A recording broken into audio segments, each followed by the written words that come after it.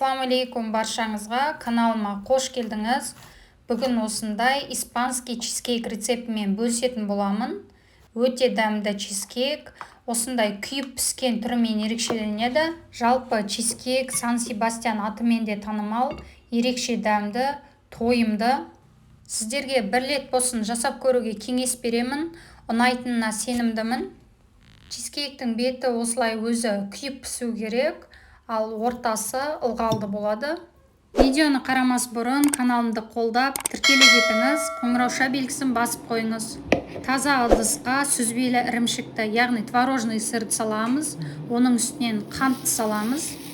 Барлық ингредиенттер бөлме температурасында болған дұрыс. Қант пен сүзбелі ірімшікті миксердің ең төменгі жылдамдығында араластырамыз. Ұзақ араластыруға болмайды, тек қана творожный сырдың осындай түйіршіктері жазылғанша миксерлейміз. Содан кейін осының үстіне жұмыртқаны саламыз. 4 жұмыртқаны бірден салсаңыз да болады, немесе бір-бірден салып араластырсаңыз да болады. Осы массамыз біркелкі болғанша жайлап араластырамыз. Арасында осылай жан-жағына тұрып қалған творожный сырларды лопатканың көмегімен түсіріп бір араластырып аламыз. Содан кейін біркелкі болғанша тағы бір рет миксердің көмегімен араластырып жібереміз. Енді үстінен сливкимізді құямыз. Барлық ингредиенттердің өлшемі осы видеоның төменгі жағында жазылған. Сосын үстінен жүгері крахмалын саламыз, немесе ұнды қолдансаңыздар да болады. Жүгері крахмалы болса, жүгері крахмалын қосуға кеңес беремін. Енді осының барлығын миксердің төмен жылдамдығында жайлап миксерлейміз біркелкі болғанша.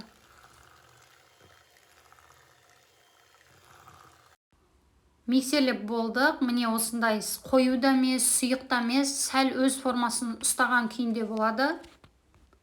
Лопаткамен толықтай бір араластырып аламыз.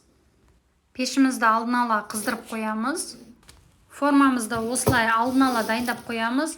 Өзімізге керек диаметрде қыстырғыштарымызды қыстырып, астын жақсылап фольгамен, 2 қабат фольгамен жабамыз. Видео түсіру барысында мен форманың астына лист қоюды ұмытып кетіппін. Сіздер бұлай жасамаңыздар. Алдымен пешіңізге салатын листті алып, соның үстіне форманы қойып, сосын барып үстінен осылай құямыз. Бірден орналастырып, сосын барып осылай құйғаныңыз дұрыс.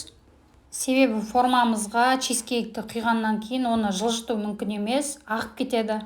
Формамызға осылай чизкейктің барлық массасын салып аламыз.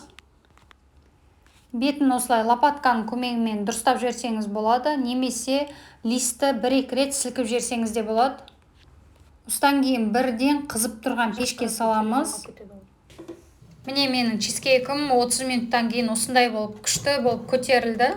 Осындай биік болып көтеріледі және қозғаған кезде кішкене осылай қозғалып тұрады, оған қорықпаймыз. Чизкейкті толықтай суытып, содан кейін барып формасынан шешеміз. Міне мен чизкейкті толықтай суытып алдым. Ең алдымен бөлме температурасында, содан кейін 2 сағаттай тоңазытқышта ұстадым. Енді бетіне қалауыңыз бойынша декор жасасаңыз болады. Жалпы испанский чизкейк кез келген шоколадпен өте жақсы үйлеседі. Ескерте кетейін, чизкейктің жан-жағы әдем болып шықсын десеңіз, формаға салған кезде ең алдымен жан-жағына пергамент төсегеніңіз дұрыс. Бұл чизкейкті мен бүгін отбасыма арнап дайындадым. Чизкейкті қалауыңыз бойынша әрлесеңіз болады. Ештеме қоспай, ешқандай әрлеусіз де жесеңіз өте дәмді. Осындай күйген түрінің өзімен ерекшеленеді. Мен осындай молочный шоколадпен және малинамен әрледім. Видео рецепт ұнаған болса, каналыма тіркеліп, лайк басып мені қолдай отырыңыз. Колокольчик белгісін басып қойсаңыз, мен жүктеген барлық рецепттер сізге бірден келіп тұратын болады.